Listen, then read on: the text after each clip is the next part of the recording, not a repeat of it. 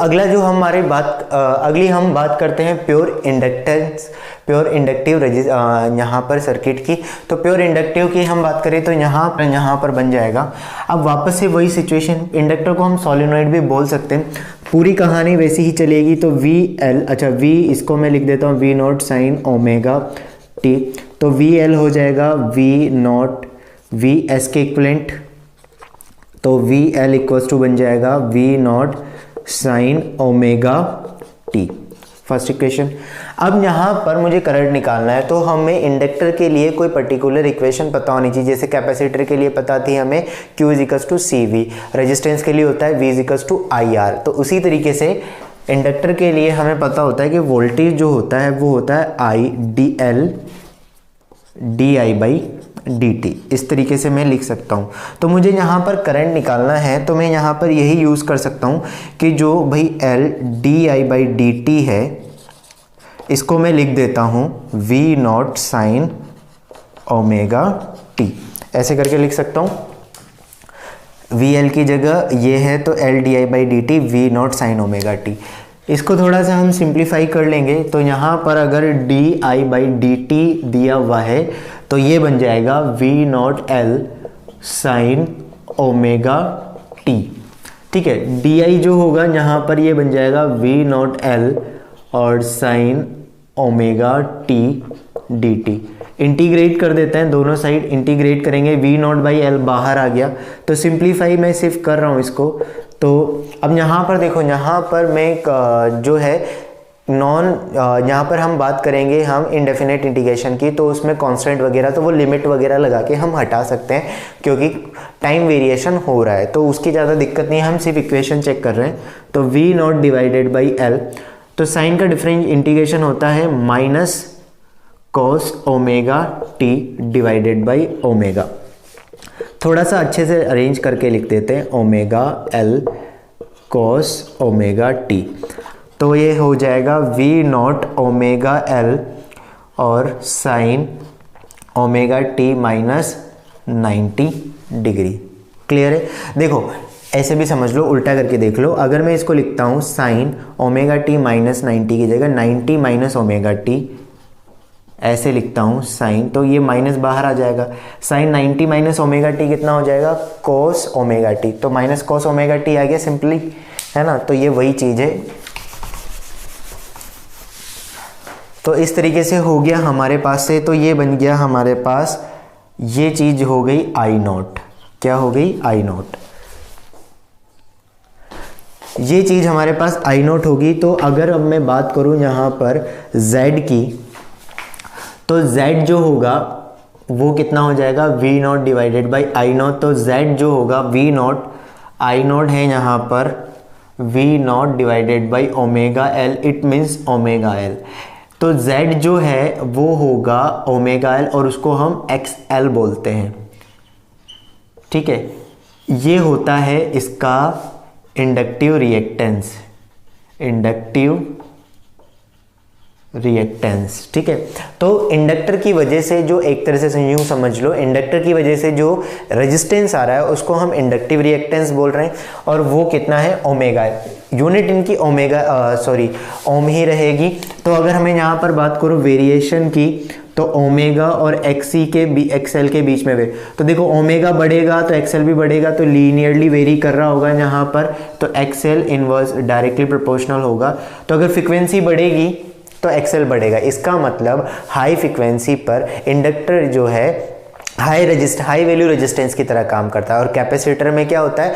High value अगर omega की होगी तो XCG मिनिमम हो जाएगा, मतलब हाई फ्रिक्वेंसी पर कैपेसिटर जो होता है वो लो रेजिस्टेंस वैल्यू की तरह काम करता है। यहाँ पर ये चीज़ होगी। अब फेज डिफरेंस की बात करें तो फाई होगा 90 डिग्री, कॉस फाई जो होगा पावर फैक्टर 0। लीड कौन कर रहा है? V नॉट है साइन ओमेगा टी, और ये है ओमेगा टी माइनस, मतलब करंट लेग कर रहा है और वोल्टेज लीड कर रहा है। तो V यहाँ पर क्या कर रहा है? Leads by 90 degree. इसका मतलब किसी भी इंडक्टर में इनिशियली t इक्वल्स टू अगर 0 पुट करोगे तो V 0 है, लेकिन करंट की हम बात करेंगे तो वो माइनस आई नॉट हो जाएगा, मतलब करंट आगे है, यहाँ पर करंट पीछे है और इंडक्टर वोल्टेज जो है वो आगे है। तो अब मैं इसके हिसाब से अगर ड्रॉ करूँ यहाँ पर सर्किट फेजर डायग्राम अगर हम इसका ड्रॉ करते हैं तो फेजर डायग्राम कैसे ड्रॉ करेंगे। अब देखो करंट तो हमेशा ऐसे ही बनेगा आई नोट, ये हमने देख रखा है। आई नोट ये है, तो अगर हॉरिजॉन्टल डायरेक्शन में फेज ओमेगा टी माइनस 90 है और ये कितना है ओमेगा टी, तो ये देखो कि ये जो फेज है ओमेगा टी ये इससे कितना ज़्यादा है 90 ज़्यादा है। Omega minus omega T minus 90 कर लो तो कितना आ रहा है 90 ज़्यादा आ रहा है। यहाँ पर दिख भी रहा है ना भाई, तो इसका मतलब वी एल कहाँ आ जाएगा ऊपर वाली डायरेक्शन में। अब ये इंपॉर्टेंट है, ये चीज़ ध्यान रखना कि वी एल हमेशा ऊपर रहेगा, वी सी हमेशा नीचे रहेगा, वी आर हमेशा कहाँ आता है इस डायरेक्शन में। इंडक्टेंस की बात करूँ मैं, सॉरी ये यहाँ पर रिएक्टेंस की बात करूँ तो अगर ये रेफरेंस है तो ये एक्स एल इस डायरेक्शन में रहेगा। तो इम्पीडेंस वाले जब फेज़र की हम बात करते हैं तो आर इधर आता है, एक्सएल ऊपर आता है, एक्स ई नीचे आता है। एक्स ई और एक्सएल का मतलब क्लियर है सब लोगों को। वी एल और वी आई नोट यहाँ पर ये चीज़ हमें पता लग रही है। टाइम वाला डायग्राम अगर मैं ड्रॉ करूँ यहाँ पर तो ये कुछ इस तरीके से है, ये वोल्टेज वाला डायग्राम है। तो करंट वाला जो डायग्राम होगा उसको तुम देखो, करंट यहाँ पर माइनस में है, मतलब ऐसे कुछ कॉस वाला तो होगा लेकिन ये कुछ इस तरीके से होगा। ये देखो ये करंट से रिलेटेड है और ये वोल्टेज से। तो करंट नीचे से शुरू हो रहा है। अगर मैं इसको थोड़ा सा ऊपर बढ़ाऊं ना तो तुम खुद देखोगे कि ये पीछे शुरू हो रहा है। तो वोल्टेज यहाँ पर t = 0 पर वोल्टेज अगर 0 है तो करंट नेगेटिव में, तो और यहाँ पर देखो करंट जब 0 है तो वोल्टेज मैक्सिमम है। यही चीज़ हो रही है, तो करंट लीड कर रहा है। अब इसमें जो इम्पोर्टेंट चीज़ है, इन तीनों सर्किट के बारे में हमें क्या क्या चीज़ ध्यान रखनी है। हमें इसमें कुछ ही डायग्राम ध्यान रखने हैं, फेजर डायग्राम ध्यान रखने हैं और कुछ पर्टिकुलर चीज़ें ही ध्यान रखनी है, उसी से सारी चीज़ें क्लियर हो जाएगी। तो वो मैं लेके चल रहा हूँ। RLC सर्किट, अब अगर मान लो कई बार ऐसा भी हो जाता है कि किसी सर्किट में R भी होता है, L भी होता है और C भी होता है, और कई बार L और C होता है, कई बार R और L होता है, कई बार R और C होता है, ठीक है ना। तो ये कई सारे कॉम्बिनेशन हो सकते हैं, तो इन कॉम्बिनेशन होने पर कोई दिक्कत वाली बात नहीं है। अब मैं तुम्हें बस डायरेक्ट डायग्राम से अगर कॉम्बिनेशन आ जाता है तो कैसे सॉल्व करना है वो मैं तुम्हें सिखाऊंगा कि किस तरीके से यहाँ पर होता है। तो पूरा देखना इसको। भाई यहाँ पर एक इम्पोर्टेंट चीज़ जो है वो यही है कि जब भी हम बात करेंगे ना तो हमें एक चीज़ ध्यान रखना है कि इम्पीडेंस वाले में कोई भी सर्किट तुम AC का सॉल्व कर रहे हो तो R इसी डायरेक्शन में बनाना है, XL इस डायरेक्शन में बनाना है और XC इस डायरेक्शन में बनाना है, ठीक है। पहली चीज़ ये। दूसरी चीज़, अगर वोल्टेज वाला बनाना है तो VR इस डायरेक्शन में बनाना है, VL इस डायरेक्शन में बनाना है और VC इस डायरेक्शन में बनाना है। अब मान लो, समझना अब इसको मैं कैसे इसको यूज़ करूँगा, ठीक है। अच्छा, और रिजल्टेंट जो आएगा तो रिजल्टेंट ये Z जो होता है उस पूरे सर्किट का रेजिस्टेंस, या उसको हम क्या बोलते हैं इम्पीडेंस बोलते हैं, और ओवरऑल जो नेट पोटेंशियल होता है उसको हम ये V नेट बोल देते हैं। अब मैं सिंपली लेता हूँ, जैसे मान लो सिर्फ रेजिस्टेंस वाला सर्किट है, रेजिस्टिव सर्किट है, सिर्फ रेजिस्टिव सर्किट है और उसका इम्पीडेंस वाला डायग्राम बनाना है। तो ये भी हट गया, ये हट गया, सिर्फ क्या बचा, ये बचा, ठीक है। मान लो इसकी जगह ऐसा सर्किट दिया हुआ है, समझना ऐसा कोई सर्किट दिया हुआ है, इसका मुझे फेजर डायग्राम बनाना है। ये VR है, ये VL है, ठीक है ना, ये R और ये XL। तो इसका इम्पीडेंस वाला डायग्राम बनाना है तो R है और XL है, तो R तो ऐसे बन जाएगा, XL कहाँ बन जाएगा, ऊपर वाली डायरेक्शन में खत्म। ये हो जाएगा VR और ये हो जाएगा VL। अब तुमसे पूछा गया, अब हमसे पूछा गया कि इस सर्किट का टोटल इम्पीडेंस बताओ। इम्पीडेंस मतलब एक तरह से इस सर्किट का पूरा रेजिस्टेंस बताओ।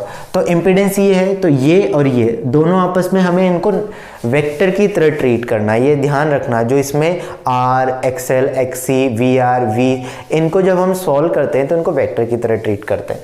तो ये वैल्यू जो होगी तो रिजल्टेंट कहाँ आ जाएगा, Z। तो कितना बनेगा, ये XL का स्क्वायर प्लस R का स्क्वायर। इसी तरह से रिजल्टेंट यहाँ पर है तो इसको हम VL का स्क्वायर प्लस VR का स्क्वायर। बात समझ में आ रही है। अब सेम सिचुएशन अगर मैं लेता हूँ, इसकी जगह मान लो ऐसा कुछ दे दिया कि कैपेसिटर है और रेजिस्टेंस है, तो इसके लिए क्या बन जाएगा, R और C, ये XC, तो R तो इधर ही आएगा, XC नीचे आ जाएगा, ठीक है। वोल्टेज के लिए देखूंगा तो ये VR इधर आ जाएगा और VC, इसका रेजिस्टेंस, कैपेसिटेंस, मतलब ये सब कुछ पता है अब आपको, तो टोटल पोटेंशियल भी निकाल सकते हो। RLC आ गया तो क्या होगा, अच्छा पावर फैक्टर अब कैसे निकलेगा, सबसे इंपॉर्टेंट, ये यहाँ पर फाई दिया है, यही पावर फैक्टर होता है। पावर फैक्टर इस डायग्राम में जो ये हॉरिजॉन्टल से R के साथ जो Z का, तो पावर फैक्टर तुम कैसे निकाल सकते हो, अब यहाँ पर तुम्हें पता लग गया ना, ये बेस है, ये हाइपोटेनियस है, तो या तो VR divided by V net लिख लो या फिर R डिवाइडेड बाई Z लिख लो। और अगर आपको Z नहीं पता है, ये दोनों पता है, तो टेंड, मतलब बेसिकली हमें, हमारा काम है फाई निकालने का, फाई निकल जाएगा। फिर चाहे तुम ऐसे लिखो टेन फाई करके R डिवाइडेड बाई सॉरी ये XL डिवाइडेड बाई R लिखोगे तो भी टेन फाई पता लग जाएगा, फिर उसको यहाँ cos फाई में पुट कर दो, कोई दिक्कत नहीं है, वैसे भी आंसर आ जाएगा, ठीक है। अब अगर RLC होता है तो क्या होगा,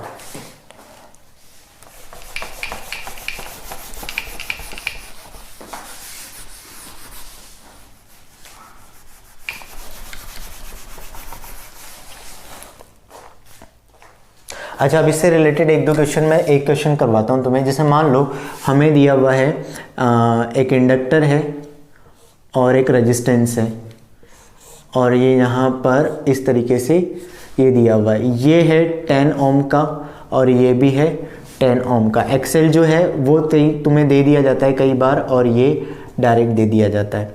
V जो है वो दिया हुआ है 10 साइन ओमेगा टी, या इसको हम ले लेते हैं 100 साइन ओमेगा टी, ठीक है। यहाँ पर सारी चीज़ें निकालेंगे, तो सबसे पहले हम निकालते हैं कि भाई यहाँ पर Z कितना होगा। तो Z के लिए देखो ये है, तो R तो इधर आ जाएगा 10 और XL ऊपर आएगा तो ये 10, तो Z इधर बन जाएगा, तो Z देखो कितना हो जाएगा, और ये 5, तो Z देखूंगा तो ये Z इन दोनों का स्क्वायर होके आएगा, तो 10 स्क्वायर प्लस 10 स्क्वायर अंडर रूट कितना बन गया 110 रूट 2, 100 प्लस 100 200 हो जाएगा, तो 10 रूट 2 ओम इसकी वैल्यू आ जाएगी। cos फाई भी लिख सकते हैं, cos फाई लिखोगे तो कितना बन जाएगा 10 डिवाइडेड बाई 10 रूट 2, ये cancel 1 by root 2, cos phi पता चल गया, फाई तुम्हें पता चल चुका है कितना है 45 डिग्री, क्लियर, ये चीज़ भी हमें पता चल गई। पावर फैक्टर हमें पता लग गया, तो अब मैं अगर एवरेज पावर लिखना चाहूँ तो एवरेज पावर हो जाएगा V0 I0 डिवाइडेड बाई 2 और cos फाई। अच्छा इससे पहले हम I0 भी पता कर लेते हैं ना, तो I0 अगर मैं पता करता हूँ तो I0 क्या बनेगा V0 डिवाइडेड बाई Z, क्योंकि हमें पता है Z इक्वल होता है V0 डिवाइडेड बाई I0।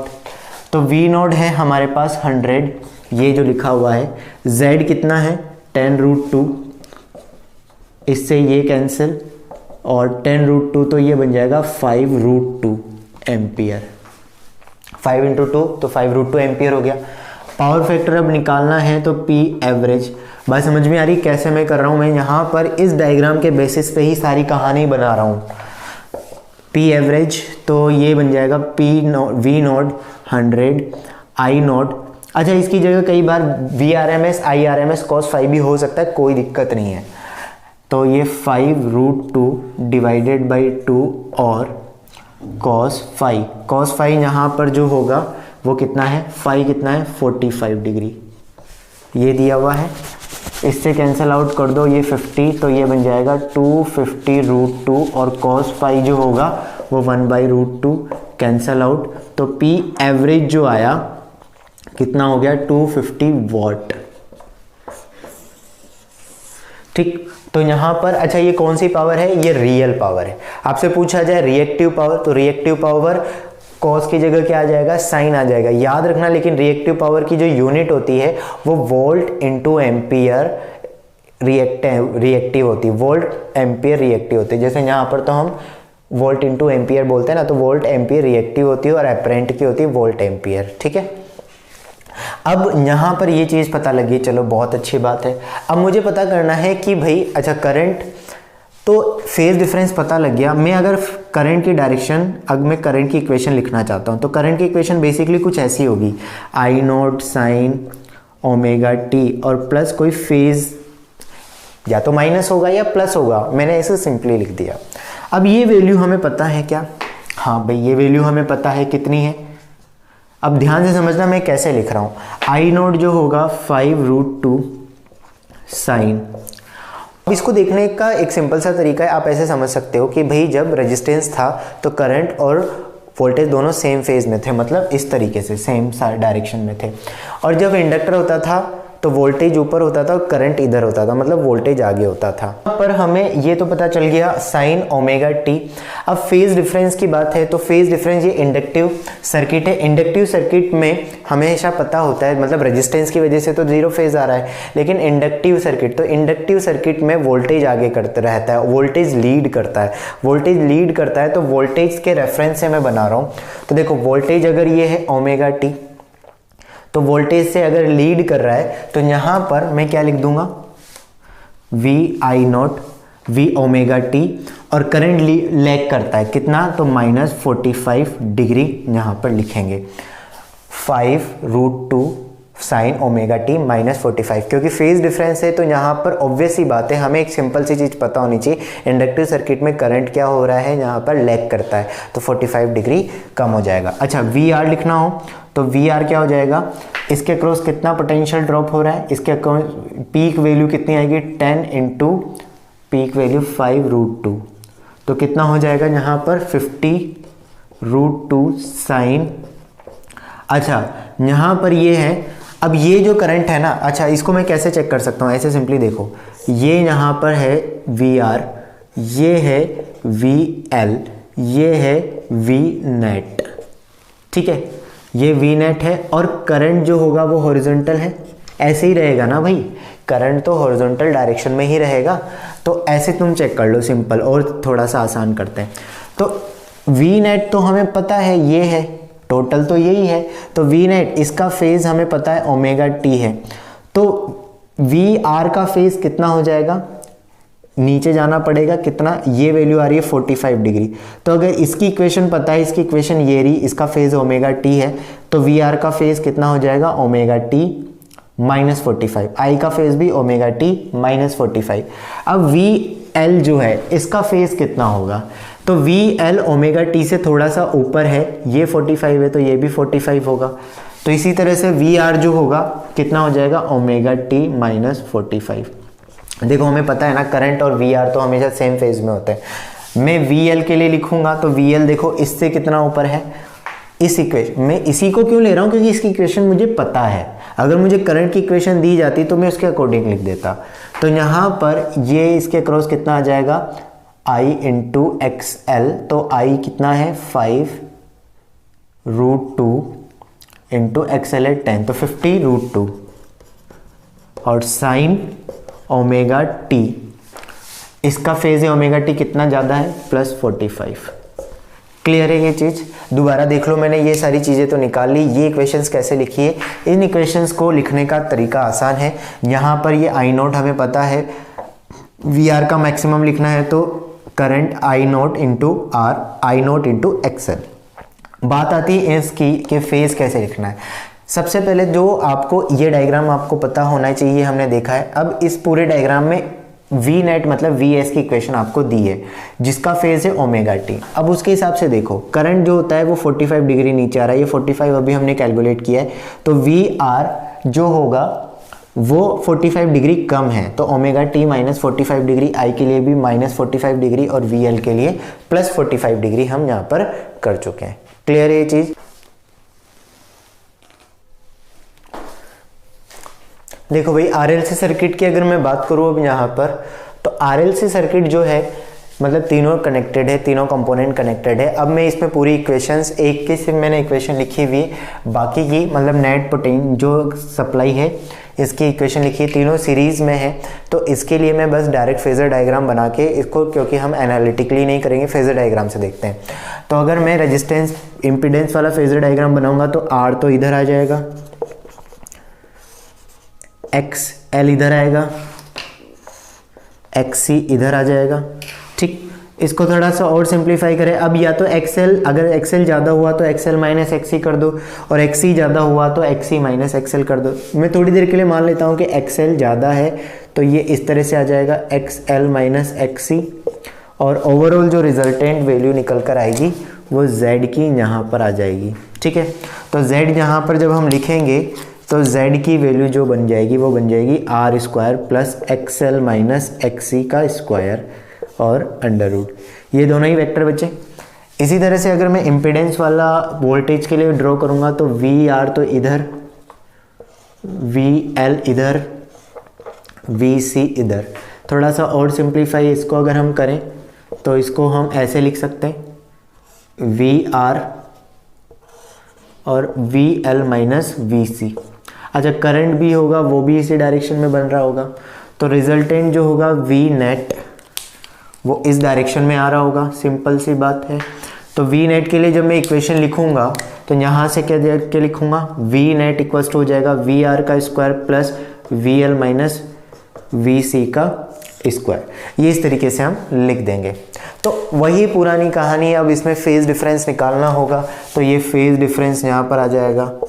अब ये सर्किट जो ये वाला सर्किट है, ये इंडक्टिव सर्किट होगा या कैपेसिटिव सर्किट होगा, उसको बताना भी आसान है। मतलब इसमें करंट लीड करेगा या टोटल पोटेंशियल लीड करेगा, टोटल पोटेंशियल और टोटल करंट में से कौन लीड करेगा, उसको इसका निकालने का तरीका आसान है। कैसे पता लग जाएगा, आप ये देख लो कि भाई एक्सएल और एक्सी में से कौन ज़्यादा है। अगर एक्सएल और एक्सी, मान लो एक्सएल ज़्यादा है, एक्सएल की वैल्यू है 100 और एक्सी की वैल्यू है 50, तो एक्सएल ज़्यादा है, ठीक है ना। तो एक्सएल ज़्यादा है तो ऊपर की तरफ जाएगा, फैक्टर ऊपर की तरफ जाएगा। तो एक्सएल ज़्यादा है मतलब एल इंडक्टिव है, तो इंडक्टिव सर्किट हो जाएगा। इंडक्टिव सर्किट में क्या होता है, करंट जो होता है वो लैग करता है और वोल्टेज लीड करता है। वोल्टेज लीड करता है तो यहाँ पर वोल्टेज लीड कर जाएगा। अगर एक्सी मतलब कैपेसिटिव रिएक्टेंस अगर ज़्यादा, एक्सी ज़्यादा है तो फिर क्या हो जाएगा, करंट लीड करेगा, तो यहाँ पर करंट कैपेसिटिव सर्किट में करंट लीड करने लग जाएगा।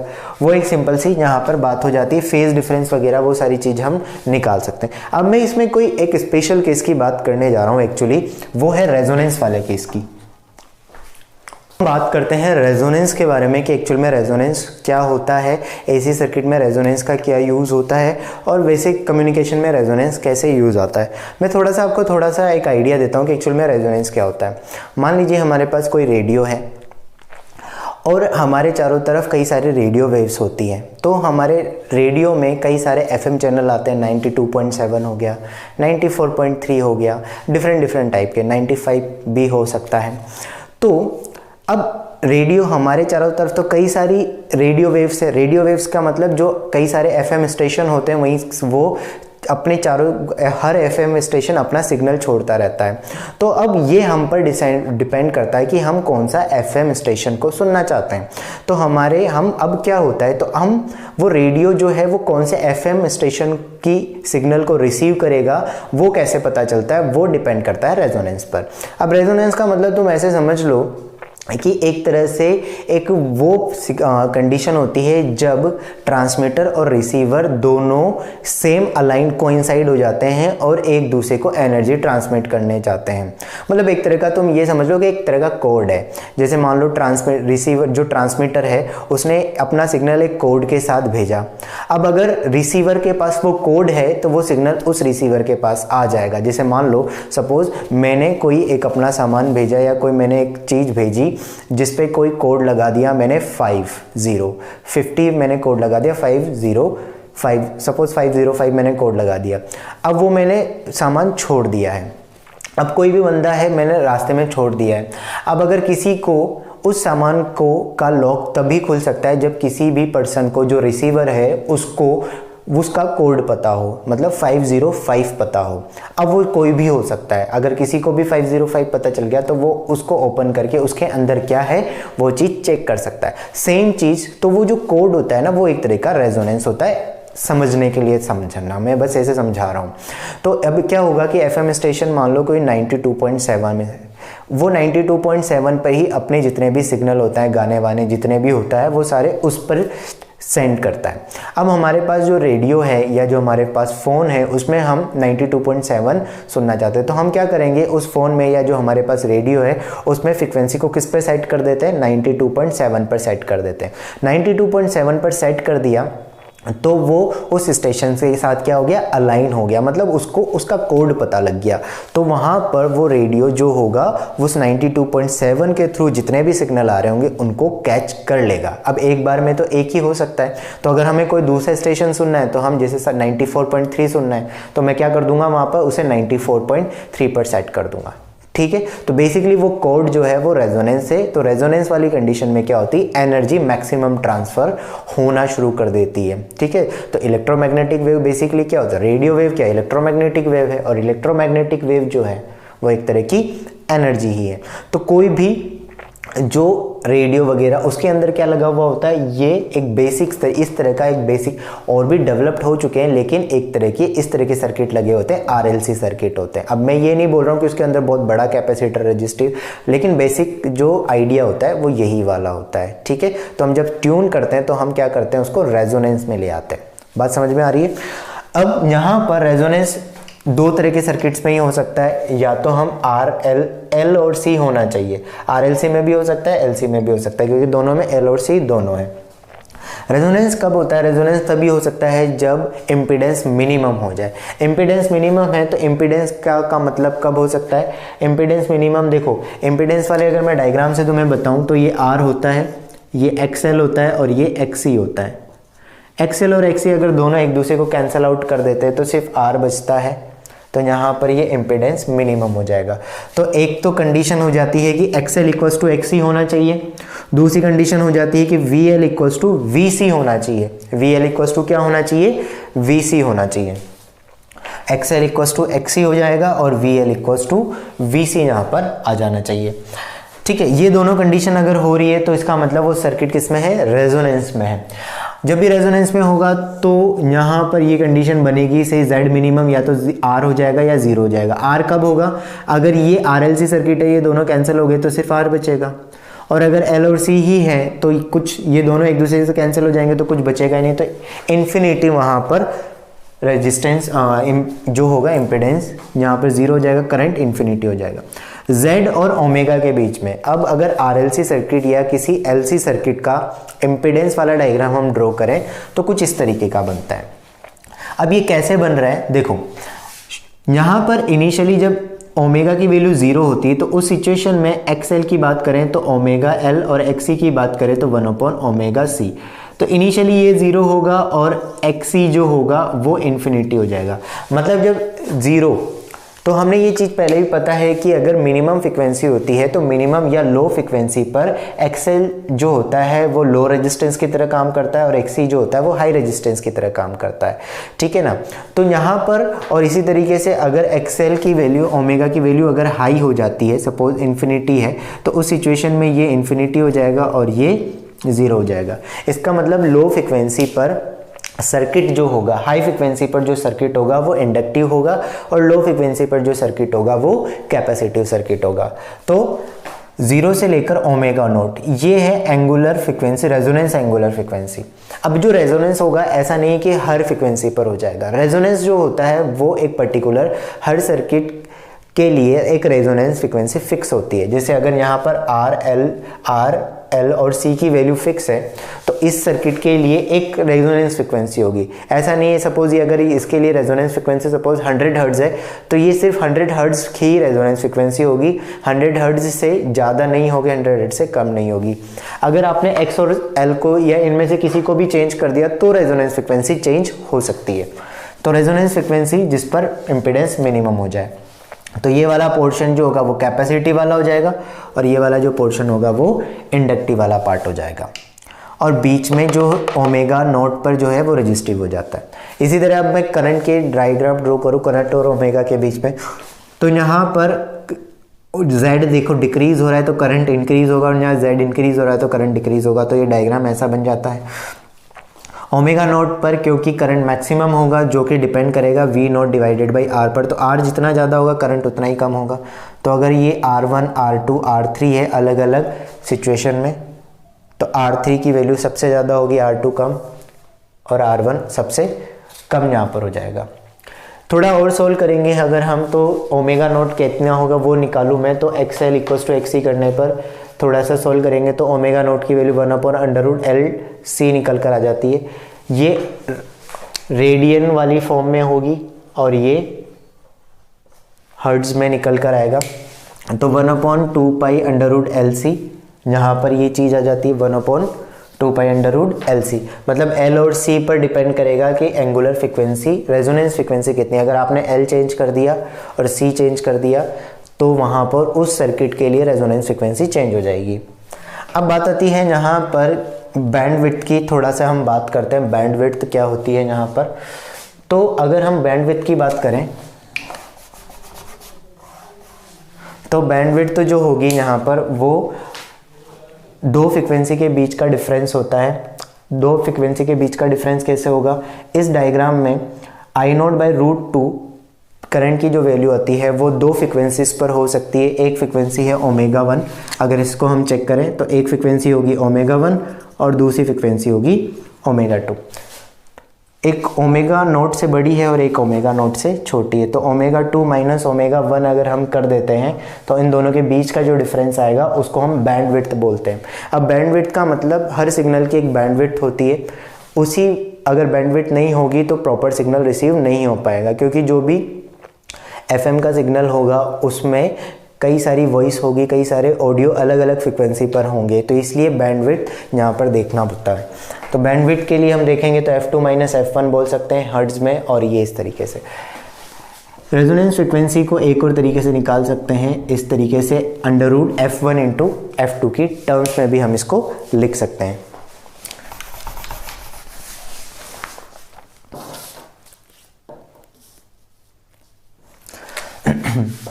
बात आती है बैंडविड्थ की, तो बैंडविड्थ को एक और तरीके से हम लिख सकते हैं, ये हम लिख सकते हैं R/L की टर्म में हम इसको लिख सकते हैं रेजिस्टेंस डिवाइडेड बाई L। अब यहाँ पर बात आती है कि क्वालिटी फैक्टर की, कौन सा सर्किट ज़्यादा बेटर क्वालिटी का है, तो उसको हम बोलते हैं क्वालिटी फैक्टर। तो क्वालिटी फैक्टर जो होता है वो होता है omega divided by bandwidth. Quality factor जो होगा वो क्या होगा, ओमेगा डिवाइडेड बाई बैंडविड्थ। तो ओमेगा बैंडविड्थ तो ये बनेगा R/L, तो ये हो जाएगा ω0L डिवाइडेड बाई R। अब इसको ω0L इसको हम लिख सकते हैं XL R। तो रेजोनेंस में XL और XC दोनों इक्वल होते हैं, तो इस तरह से भी इसको लिखा जा सकता है। I से मल्टीप्लाई कर दोगे तो VL डिवाइडेड बाई VR भी हो जाएगा, और या VC डिवाइडेड बाई VR। तो Q जितना ज़्यादा होगा उस सर्किट की क्वालिटी उतनी ही ज़्यादा अच्छी होगी। तो इस तरीके से हम यहाँ पर बैंडविड्थ वगैरह के बारे में ये सारी चीज़ें हम यहाँ पर बता सकते हैं। तो ये बेसिकली रेजोनेंस से रिलेटेड टर्म्स थी, तो इसमें हमें ये चीज़, कुछ एक चीज़ें जो हैं वो हमें पता होनी चाहिए। अब बात आती है, देखो यहाँ पर कि हमें यहाँ कॉस आ रहा है तो मुझे साइन बदलना है ना, और इस माइनस को भी थोड़ा सा अंदर डालना है। तो मैं थोड़ा सा आपको सिंप्लीफाई करके दिखाता हूँ। मान लो कि ये इस तरह से लिखा हुआ है, ऐसे कुछ लिखा हुआ है ना, ये चीज़ है। इस चीज़ को माइनस कोस फाई थीटा जो है, तो इसको हम ऐसे लिख सकते हैं पाई माइनस थीटा। सिंपल, कितना हो जाएगा, pi minus theta. Pi minus theta करते हैं तो पाई माइनस थीटा मतलब सेकेंड क्वाड्रेंट जाता है, तो ये माइनस कोस थीटा बन जाएगा। इसको फिर मैं ऐसे भी लिख सकता हूँ ना, π/2 प्लस π/2 माइनस थीटा, ऐसे करके लिख सकता हूँ, कोई दिक्कत वाली बात बिल्कुल भी नहीं है। अब वहाँ पर ये मतलब एक अलग से इस तरीके से हो चुका है, क्लियर है ये। अब अगर हम इसमें इस तरीके से लिखें तो इसको इस तरीके से लिखा जा सकता है, पाई प्लस आ रहा है तो इसको साइन π/2 माइनस थीटा करके लिख सकते हैं, ठीक। माइनस का साइन यहाँ पर आ जाएगा क्योंकि π/2 माइनस करके मैंने लिखा है, π/2 प्लस करके लिखा हुआ है, तो इसको मैं लिखूंगा तो ये फिर अंदर जाएगा, तो ये थीटा माइनस π/2 ये फंक्शन निकल कर आ सकता है, ठीक है। अब अलग अलग तरीके से सोच सकते हो, या आप ऐसे भी देख सकते हो कि भाई यहाँ पर ओमेगा जो है, ओमेगा टी, थीटा यहाँ पर क्या है, ओमेगा टी कभी नेगेटिव नहीं होना चाहिए, तो उसके लिए मेरे पास सिर्फ एक ही केस बचा हुआ है। तो इस तरीके से मैं इसको लिख दूंगा, तो माइनस भी अंदर इसी तरह से जाना चाहिए।